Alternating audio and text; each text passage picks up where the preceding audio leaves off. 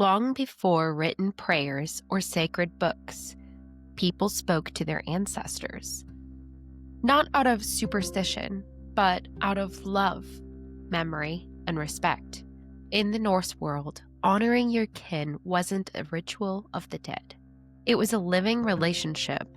Today, we'll look at how that practice continues and what it means for us as modern heathens.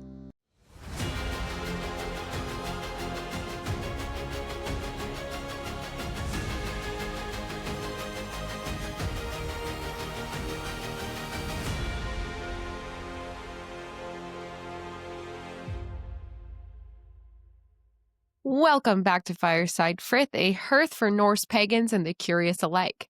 I'm Susanna Wandering Star, a kindred leader and local Githia, here to share stories, wisdom, and real talk about living our path today. Whether you're a longtime heathen or just curious about Norse spirituality, you're in the right place. And if you want to dive deeper, visit www.theosatruecommunity.com for resources, classes, and community spaces. You can also join our public Facebook group by searching for the Asatru Community Inc. Since it's November, it is the beginning of winter for many parts of the world, but where I live, it's like springtime allergy season, and man, is it horrible. I'm going to try and get through this episode. If you think my voice sounds different, it's because I have allergies. Also, I forgot to take my meds today, so I've been singing a lot, being kind of random. But I've told myself as long as I follow the script and edit out all my sneezes and nose blowings, that will make it through today's episode. Today, we're talking about Ancestor Veneration, because 'tis the season. If you're not in the United States, we celebrate Thanksgiving. Whether you celebrate Thanksgiving in the United States, or even if you're in the United States and you don't celebrate Thanksgiving, I feel like this time of year is still a time for families, for looking inward, for thinking about what we're grateful for. So I thought Ancestor Veneration would be a good topic for the season. So let's get into it. Part 1. What is Ancestor Veneration? Well, it's the practice of honoring deceased ancestors who are believed to have the power to influence the lives of the living. Practices vary across cultures, but often include rituals like maintaining altars, making offerings of food and incense, and telling stories to remember their lessons and maintain a connection with them. It is based on respect and the belief that ancestors are still a part of the family and can offer guidance and support. Today, we're exploring one of the most heartfelt parts of Norse spirituality. This isn't just about remembering those who've passed, but about continuing a relationship that never truly ends. The core concepts of ancestor veneration are as follows: continuing the connection, the belief that ancestors exist in the spirit world and maintain connections to living family. Influence.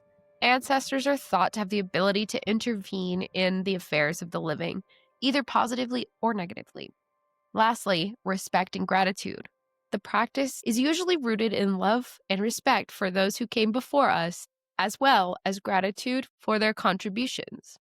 Some common practices of ancestor veneration are maintaining altars, like creating a shrine or an altar in the home with photos or symbols of the ancestors. Making offerings, like leaving food, drinks, incense, or other goods at ancestral altars or gravesites.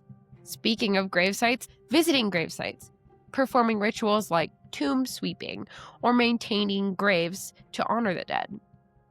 Rituals and prayers, participating in specific ceremonies like praying or meditating to ask for guidance or protection.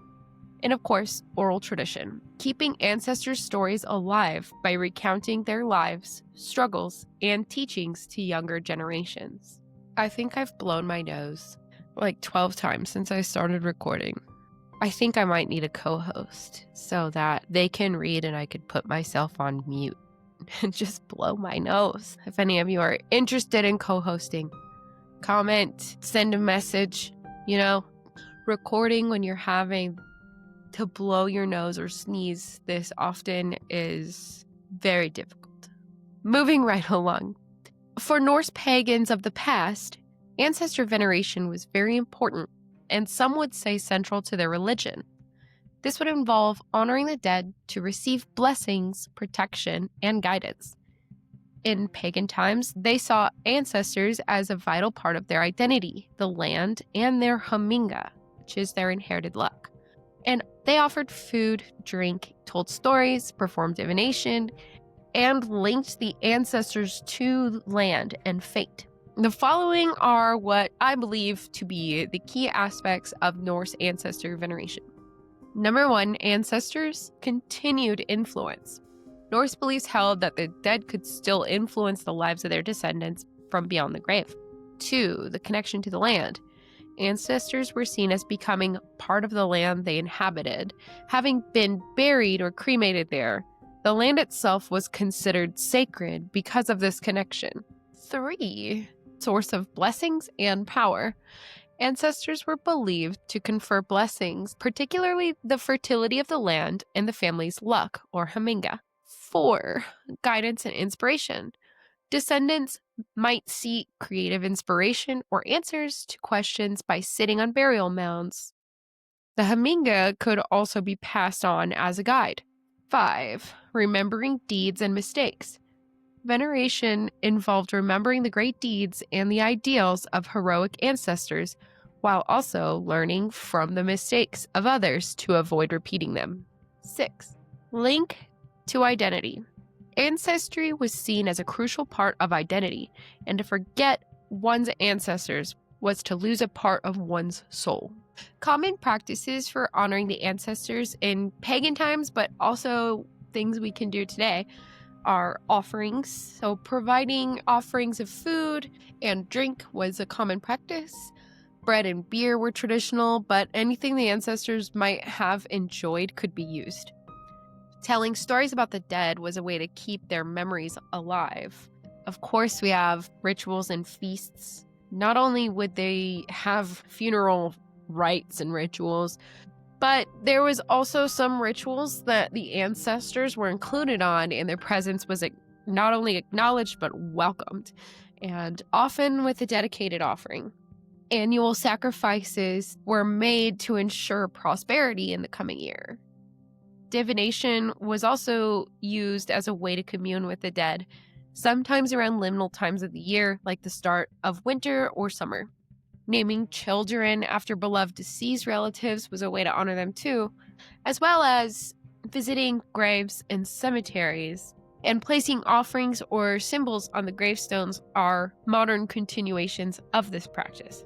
Now that we have more of an understanding of what exactly ancestor veneration is, we're going to move on to part 2, mythological and historical foundations. When we talk about ancestor veneration, a lot of people immediately think of altars or offerings. But it's really much broader than that.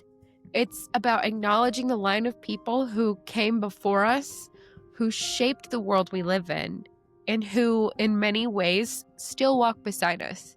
It's not about deifying your ancestors or pretending they were perfect, because we know that's not true. It's about respect and remembrance, the relationship that we have with them. We don't worship them like gods, we honor them as kin. In Norse paganism, the ancestors aren't gone in a distant heaven or hell. They're still here. Part of that tapestry of Wyrd that I've spoken about in a few episodes. They're here influencing our luck, our lives, and even the strength of our community. The idea of the Disir, female ancestral spirits, or the Alfar, often seen as male ancestors or ancestral elves, shows how deeply this concept ran in Old Norse belief. They weren't abstract ideas. These were beings you might call on for protection, guidance, or a blessing. And for those of you who might not know, do not worry. I will define some things. So, of course, if you remember our episode on Disting, we talk a lot about the Disir. They are Like I said, the female ancestral spirits, they're often protectors or guides of the family line. You can see them as like a spiritual protector or something to call upon when you need spiritual healing or guidance in that aspect. Anything involving specifically that Disir's attributes, or even anything tied to a female ancestor, like a mother, an aunt, or a sister, etc.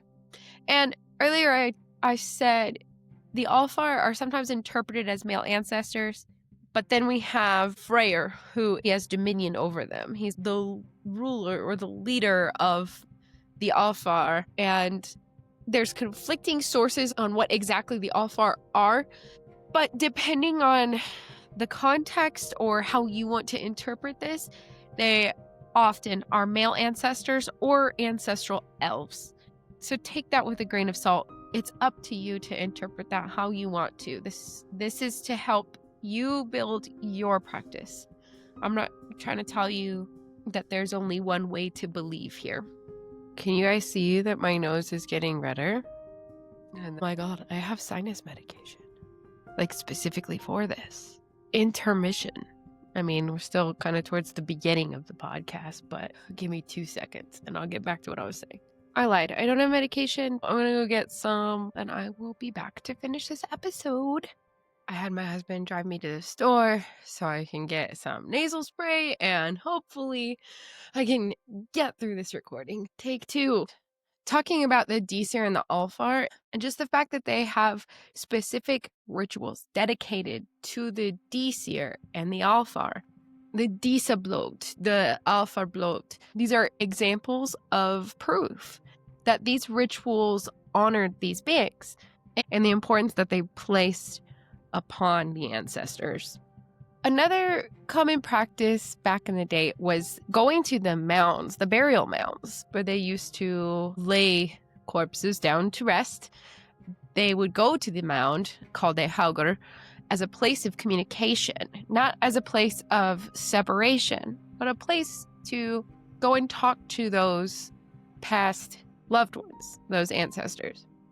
And archaeological finds suggest offerings left at graves and the belief that ancestors participated in ongoing life. Another big theme we see from the past is ancestors as contributions to your Wyrd and Orlog, shaping who you are through legacy, habits, and blessings. We talk about Wyrd and Orlog in episode 22. If you haven't listened to that yet, please do. It's a good one, and it goes into depth about it. In a nutshell, Wyrd is fate, destiny, or the web of fate that connects all things, and its scope includes the sum of all actions, their ripple effects, and the consequences that shape the future. A person's actions contribute to their own Wyrd and the Wyrd of others, and their Wyrd can also be changed by external events. Orlog, or original law, is more of the cycle of fate that governs everything, including the gods. Orlog represents the given circumstances, such as parentage, the place of birth, inherent nature, which you don't really have control over, so kind of like the stick you've been handed. Its relationship to Wyrd is that Orlog provides the foundation or the material, while Wyrd is the pattern that is woven from the material through action and choice. They work together in the sense that Orlog is the stuff you were born with and the circumstances that you face, and that creates the context for your life. And your Wyrd is what you make of it through a constant play of choices and consequences that shapes the ongoing tapestry of existence. Now we're going to get into the saga references. And these ones I think are about to be my next read because obviously there's so many sagas, I haven't read all of them. But just from my reference list, my sources that I'll let you guys know about at the end of the episode, these sound very interesting and entertaining. The first saga we're going to talk about is Eyrbyggja saga. I'm just going to read a short summary from Wikipedia. So, Eyrbyggja Saga is a 13th century Icelandic saga that follows generations of settlers on the Snæfellsnes Peninsula, blending realistic accounts of feuds and legal disputes with eerie tales of the supernatural, including ghosts and hauntings. The saga chronicles the transition from the pagan Viking Age to the establishment of a more organized society and law under figures like Snorri the priest, while also featuring iconic events like the Berserkers clearing the Berserkjahan lava field. It is notable for depicting ancient Norse legal practices, such as trial by jury, and supernatural elements like the traditional method of burial through a cut in a wall to prevent a ghost from returning to haunt the house. Like I said, this is about to be my new favorite saga because I love the supernatural in stories from the past because it's just really interesting. And you wonder if certain things are metaphors or whatnot. One of these days, we'll talk about sagas on the podcast. There's some other podcasts that all they do is talk about sagas. And that's not really what our podcast is. But I think it would be cool to do some sort of story time in the future where we maybe bring on a guest and we dissect and retell the story in a modern understanding without deterring from the actual story, because I know a lot of things are up to interpretation, but I wouldn't do that to you guys. I care too much. So anyway, that was the little snippet about what Eyrbyggja Saga is. And now I'm going to talk a little bit about how the ancestors are shown in that saga. Basically, the spirits of the dead were still active in their communities. We see this because the ancestors appear in physical, tangible bodies to the living, functioning almost as a continuing part of their community until they are formally banished. They are a prominent feature of the narrative, and their activities often serve to highlight faults in social structure or moral transgressions within the community. The dead in Eyrbyggja Saga are not ethereal phantoms. They return in their physical bodies, are easily recognizable, and can interact with the environment and the living. The most significant episode in the saga is the Wonders of Froða, where in several instances the dead reanimate. One example is an entire group of drowned fishermen and other diseased individuals called revenants haunt a farmstead. They sit by the fire, sprawl in front of the living, and cause general chaos and disease, which makes sense because they're dead. We're not supposed to hang out with dead people because their body's rotting, and other moral reasons, but that's for a different podcast. The thing about these revenants is that they're malicious spirits. They don't want to pass on. They're not ready to leave the realm of the living. So they reanimate, they cause fear, madness, illness, and sometimes death. They act of their own free will, and their presence is persistent unless dealt with through very specific rituals. I won't go into what those rituals are today because we could do a whole episode on funerals. And I think that's a very specific type of ancestor veneration. And if you guys are interested in learning more about Nordic funerals, both in the sagas and some archaeological finds, let me know in the comments and I can work on that episode.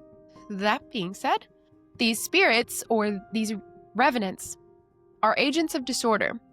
While often a source of malice, their restlessness is often symbolically connected to unresolved social issues, such as disputes over property. Their actions implicitly demand the living to address these wrongs, which is really interesting to me that so many Norse tales involve the worst of the worst thing happening to make people that have the power to change to address the issues.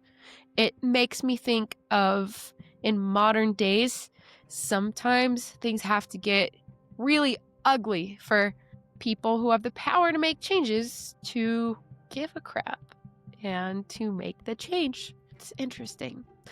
I won't go into that any further. Take that with a grain of salt. We're not a political podcast. But when it comes to resolution and banishment, the living eventually do address these hauntings, not just through brute force, but through formal community action that blends pagan and Christian elements. In a unique turn in the saga, the chieftain Snorri Gothi puts the ghosts on trial using a combination of Icelandic legal procedures and Christian rites. One of the more Christian things they do is they use holy water and singing during Mass. And when they do this and then they perform a ritual banishment, the community members formally charge the dead, like with a crime, and then pass a sentence on to them, ordering them to leave. In this communal act of banishment, rather than individual heroics, brings an end to the hauntings and it restores order to the community.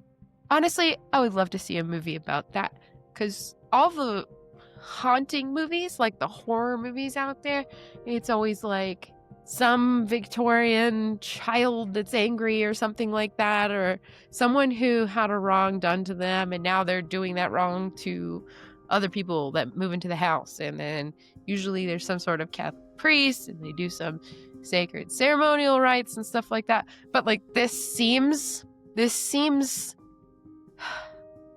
such a beautiful reflection of this agricultural society who really had to lean on each other and really believed in community and coming together to deal with problems and to find solutions. And especially with the chieftain Snorri Gothi utilizing both the Icelandic legal procedures and the Christian traditions. It's like, all right, guys, we got these hauntings. They're causing really bad crap to happen. Let's utilize all of our resources and get rid of these ghosts or revenants. We all know they dead. They drown. Why are they back here? And I believe this is the saga that references the goddess Ran taking them to her domain. Feel free to fact check me if you know the answer. Comments are welcome. You can see how these spirits or these revenants are integral. Sure, disruptive. They're an element of society whose presence forces the community to confront and resolve internal issues. The next saga I'll talk about, and one of the major sources I have for this saga, is a 2-part YouTube podcast where all they do is talk about the saga. So if you want details and some actual quotations from the saga, you'll have to check that out. And I'll put the link in the show notes of their show because they did such a good job. I just really enjoyed listening to them, and now I follow them. Hopefully, once this podcast grows a little more, maybe they'll follow me back and maybe we could be guests on each other's shows or something. Who knows? Try to manifest that. If I could be done sneezing, that would be great. I can't remember if I said this already because I just had to sneeze. The next saga we're going to talk about is Gisli's Saga. And once again, I'm going to read a short summary from Wikipedia. Gisli Saga, or Gisli Sursen Saga, is an Icelandic saga about a tragic hero who is forced into a life as an outlaw after avenging his brother-in-law, Vesin.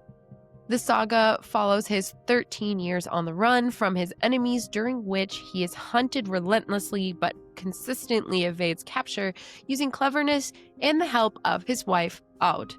Ultimately, his fugitive life ends in a final heroic stand where he is killed but takes many of his pursuers with him, and his body count racks up even after he dies, because several of the people hunting him died after he had passed from internal wounds, injury, infection, stuff like that. Things related to what he did to them, which is pretty epic. And he was what is known as an honorable outlaw.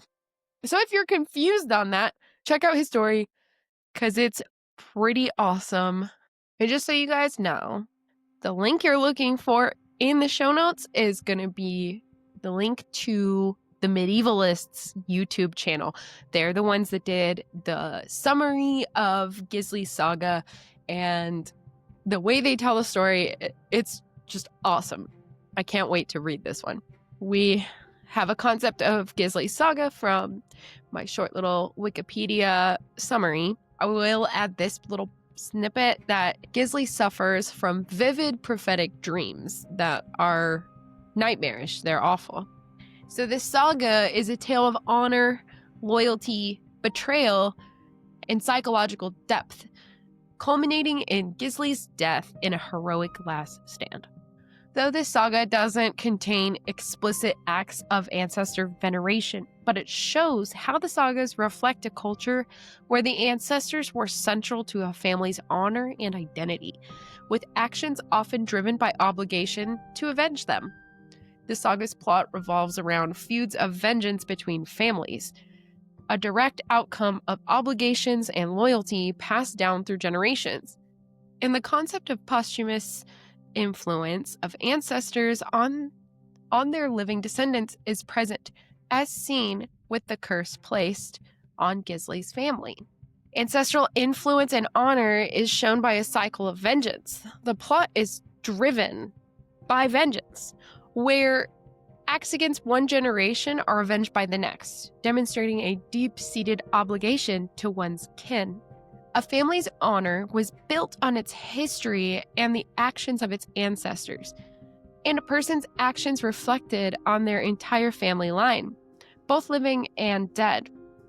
In the saga, characters take actions that are often a direct response to the actions of their ancestors, and the saga itself highlights the importance of the family's history and reputation.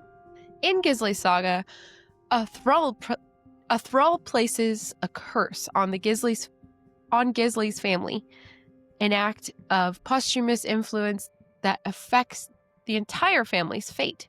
While not explicitly veneration, the saga suggests that ancestors could continue to influence the lives of their descendants, either through a lingering curse or by the actions their memory inspires. So when we talk about ancestor veneration, we're really talking about maintaining the bonds with our family line, our community, and even our spiritual identity. We can see that for the Norse, death wasn't a wall, it was a doorway. And through that doorway, the bonds of kinship continued. Part 3. Why ancestor veneration still matters. Well, first of all, gratitude for survival is pretty important. One of the simplest but most profound reasons ancestor veneration persists today is gratitude. We exist because they endured. Your ancestors survived winters without central heating, wars without modern medicine, childbirth without hospitals, famine, migration, loss, and hardship that we'll never fully understand. Every breath we take is built upon the persistence of thousands of lives that came before us. Ancestor veneration isn't about perfection. It's about acknowledging that we are the latest stone in a long cairn. Each generation built something that allowed us to stand here today. When we honor them, we're honoring the resilience coded into us. And if you're wanting to write gratitude into your personal rituals, you can frame it like, thank you for making sure I'm alive. Thank you for getting my family to this moment. It doesn't have to be more than that, because later on we'll talk about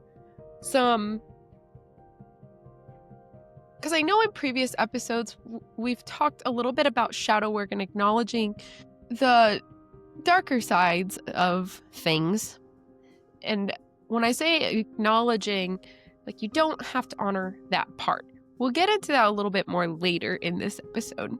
And just a simple thank you like that is enough to start that relationship with those ancestors. In Norse belief, ancestors weren't worshipped the way gods were. They were kin. They are kin. The people who walked before you, not beings put on a pedestal. They're a part of the same thread of Wyrd, They understand the human struggle because they lived it. So when we reach out to them, we're not asking for divine perfection or cosmic intervention. We're asking for perspective, wisdom, support, and steadiness. So they aren't distant, unreachable figures. They are your family. They know what it is to be human, and they know what it means to try, fail, love, hurt, heal, and hope. Many people experience ancestral contact as subtle hints, like a thought with unusual clarity, a memory that surfaces at just the right time, a sense of being guided toward a better path, a moment of comfort during grief or uncertainty. And there's many other ways too. Even if someone doesn't believe in literal spirits, ancestor veneration still works symbolically. Your forebears teach you through story, memory, genetics, the lessons in your family line. Here's the part that I would like to talk about: reverence with boundaries. This part is essential for modern practitioners. I wish my captions could put this in bold, but imagine this in bold. You do not have to honor harmful ancestors the same way you honor beloved ones. Heathenry is about right relationship, not about compulsory loyalty. You can acknowledge that an ancestor existed without giving them a place of honor. You can bless the line without blessing every individual. You can heal generational wounds without inviting every spirit into your circle. A powerful phrase that you can use in your personal practice could be something like, I honor the strength in my line and I release what no longer serves. The Norse worldview was practical. They believed in reciprocity, that gift for gift. If an ancestor was cruel, abusive, or harmful, there is no obligation to give them a gift. It kind of goes into that honor society. Obviously, in some sagas, it can be honorable to fight somebody until they're no longer breathing. But sometimes it makes you an outlaw. It depends on who's doing the life ending and whose life is ending. Unless you were there, you can't really say, unless it was something really corrupt. If you know what I mean. If it was very obviously very corrupt and they did horrible, horrible things, you don't have to honor that ancestor. It's okay. To be fair, if they were that hateful, they probably wouldn't honor you very much either. So at that point, you can do your own little spiritual outlawing in your practice. Should you want to do that if you find it necessary? In your personal practice, ways to navigate this could include honoring the healthy parts of your lineage, focusing on the unknown or ancient ancestors, working with collective ancestors, such as the first people of your culture or land. And this one I love because so many people don't know past their grandparents. I know so many people who are adopted and they might not even know their birth parents or not know any of their ancestors. The collective ancestors works just as well. You can honor the ancestors of spirit, craft, or tradition instead of a direct bloodline. The bottom line with this little portion is ancestor veneration should feel empowering, not guilt-driven. Healing, not reopening old wounds. It should be chosen and not obligatory. In a world where so much feels disconnected, ancestor veneration roots us. It reminds us that we didn't just appear out of nowhere. We're the latest link in a long chain. That connection gives a sense of belonging, of purpose, and of story. In heathenry, honor and reputation carry on through generations. Honoring your ancestors means honoring the legacy you'll leave for those who come after you. It's cyclical. Your actions today become tomorrow's ancestral memory. It's also not all sunshine and candlelight. Some of us come from painful family histories or cultural trauma, but ancestor work can be healing and transforming inherited pain into wisdom. It is possible. It's about acknowledging the truth, reconciling with it, and choosing what we carry forward. Even if you don't know your lineage, you can still honor those who paved the way, blood or chosen.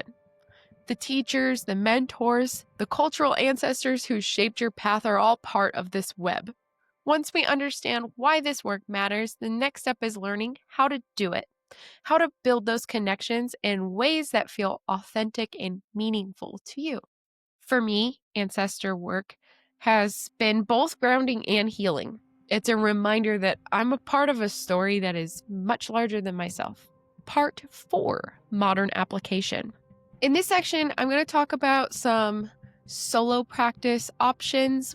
Then we'll move on to rural or outdoor options, and then group practice ideas or things to add to your rituals with your group, kindred, what have you. So these solo practice options are suggestions that I've done myself that I believe are apartment friendly or small space friendly.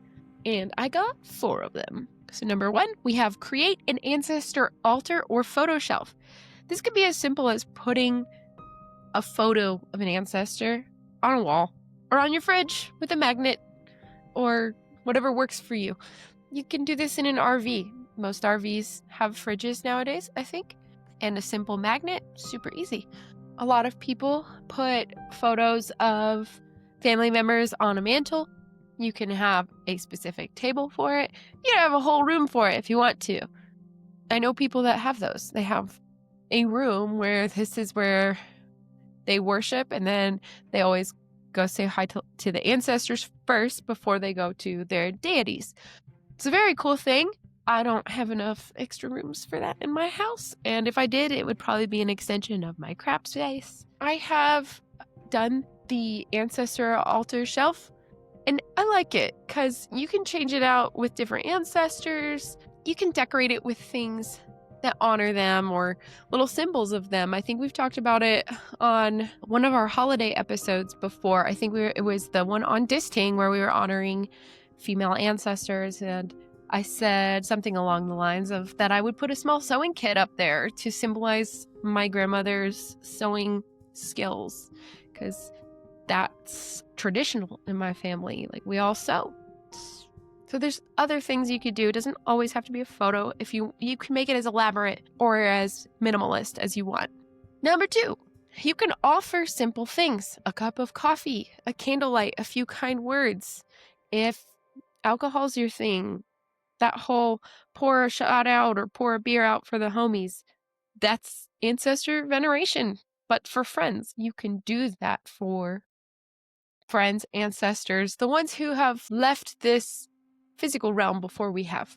Number 3, we can journal or speak aloud to your ancestors, especially the ones you've never met. Just because you haven't met them doesn't mean you can't meet them. And I know this concept can be harder for people to get into. Sometimes it helps if you do some research and find a person and learn about them and think about how they would talk to you. And number 4, you can honor your chosen ancestors. These are your teachers, mentors, cultural figures, anyone who has helped shape your path. Because like I said, not all of these ancestors are going to be blood relatives. Moving on, I have 3 for rural or outdoor options. Number 1, you can visit burial sites or ancestral lands if possible. 2, you can offer food or mead or any kind of libation you want at a mound, a tree, or even a river. And the last one, you can leave biodegradable food offerings and speak prayers out loud. Our last little section on modern application is your group practice ideas. There are 4. So number 1, we have host a community ancestor bloat or remembrance ritual. For me, it's tradition to do our Disir bloat in a community way. We do that in February. And then the Alfar bloat, we usually do that solo at home. It's not as public. It's more of a household thing, kind of like in the mythologies and in the sagas. And then when it comes to honoring ancestors in general, we tie that into like a Veternator Samhain holiday experience. So that's 3 times a year that I do those. Number 2, you can also encourage participants to bring names, photos, or tell stories about their ancestors. In mixed faith groups, you can invite people to honor their lineage in their own way, whether it be a moment of silence, a candle lighting, storytelling, whatever it is. Mixed faith groups can be fun when you allow people to express ancestor veneration in their own way. Number 4, we have seasonal tie-ins like Veternator, Yule, Family Memorial Days, Disting, Alphablot. There's so many throughout the year that you can add ancestor veneration into. And Sumbul is another one, because the first round is for the gods, the next round is for the ancestors. Like I said at the top of the show, ancestor veneration to some people is central to this practice. But honoring ancestors isn't just about candles and offerings. It's also what we carry forward. Part 5, living legacy, becoming a good ancestor. When we talk about ancestor veneration, it's easy to only think backward to the people who shaped us. But there's a powerful, often overlooked truth. We are the ancestors of someone. Maybe your descendants will be your own grandchildren. Maybe they'll be students, or your spiritual kin, your community, or the people who discover your artwork, writings, rituals, or teachings long after you're gone. Every act of kindness, courage, honesty, and compassion becomes part of the story others inherit from you. Even small moments, a comforting word, a boundary set with love, a choice to heal instead of harm, ripple outward into the lives you'll never see. Your legacy isn't built on one grand moment. It's built on thousands of small, steady threads, just like Wyrd. In a Norse worldview, everything is woven, like your Wyrd, your orlog, your reputation, and the impact you leave behind. We're not weaving only for ourselves. We're laying down the threads that others will pick up one day. So think, what patterns do you want future generations to see when they look back on your life?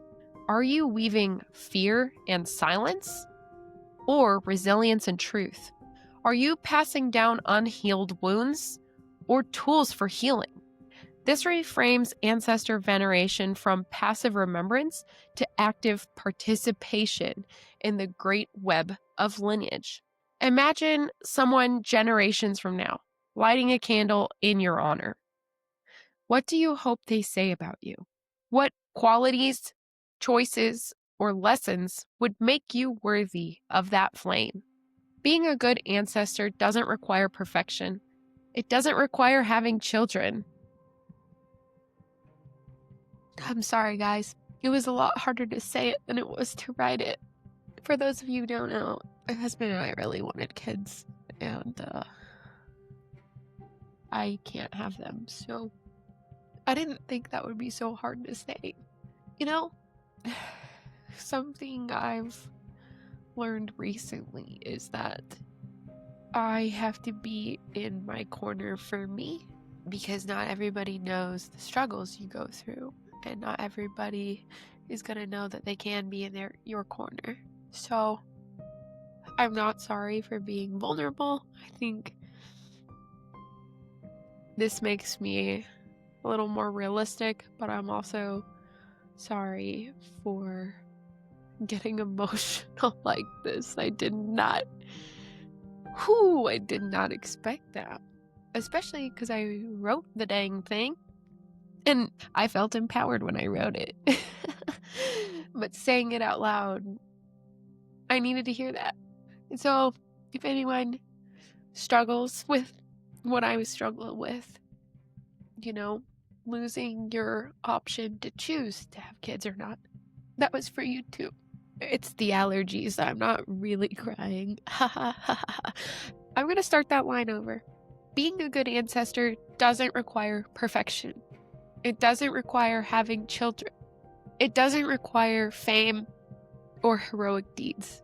It simply means, did you learn from your past? Did you pass on something healthier than what you received? Did you strive for wisdom, compassion, and courage, even imperfectly? If your descendants, whether they were literal or chosen family, could speak to you, would they say, "Thank you for giving me a better world to stand in"? That's the heart of this segment. This is the philosophical backbone of ancestral work. We honor them, we learn from them, and eventually we take our place among them. Ancestor veneration isn't only about the past. Like everything in the Norse worldview, it's a cycle. They lived and gave us the foundation. We live and shape what the next generation receives. One day, we become the ones people look back to. This frames our ancestor work as a two-way relationship. I feel like I'm repeating myself here, but you are shaped by those before you, whether blood or not, but you also shape for those after you. We can stand at a crossroads between what was and what will be, but we are the present, we are the bridge, we are the thread in the web of Wyrd. And one day we will be the story in someone else's tales. I think I gotta go do some healing. So we're gonna end this episode. Whew. So just remember, honoring ancestors connects us both to the past and the future. I'd like to encourage you to share your ancestor stories or altar photos with the All the True community online or in the comments of the YouTube or Spotify for this podcast. The thing is, the more we talk about them, the more we keep them alive. And if you have no one to talk to about your ancestors, you know the drill. The email is podcast@theallthetruecommunity.com. If you'd like to learn more about ancestor veneration or join one of our discussion circles, you can visit theallthetruecommunity.com and connect with us on Facebook at the All the True Community Inc. Thank you so much for joining me for this episode, and thank you for listening to me be vulnerable towards the end. And thank you for your stories, and thank you for being you. If you enjoyed our talk about ancestor veneration, subscribe to Fireside Frith wherever you listen and share this episode with your community. My sources for this episode are Norse Mythology for Smart People, their article on ancestors, that is norse-mythology.org. We have wikipedia.org, their articles on Gisla Saga and Erbygja. I already forgot how to pronounce it. Erbygja Saga.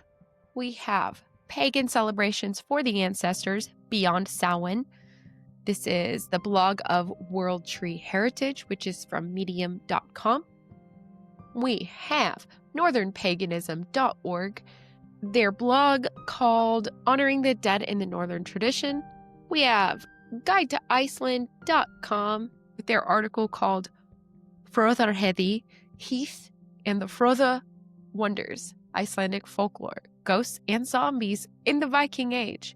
We have the YouTube channel called The Reykjavik Grapevine, and I'm not sure if their channel is completely hosted by this person. For the links that I will post, we're following Dr. Matthew Roby, who tells us about some sagas. We have Dr. Jackson Crawford, his video on historical worship of the Norse gods. He talks a little bit about ancestor veneration in there.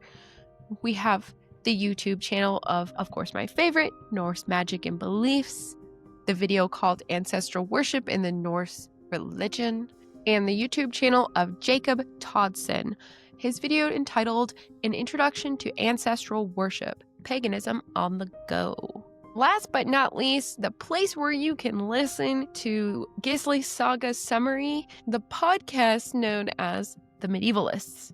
And I specifically link the source that is their YouTube channel. Whew, that's a lot of sources. Until next time, may your roots hold you steady and your stories guide you true. This has been Fireside Frith, where the flame never dies.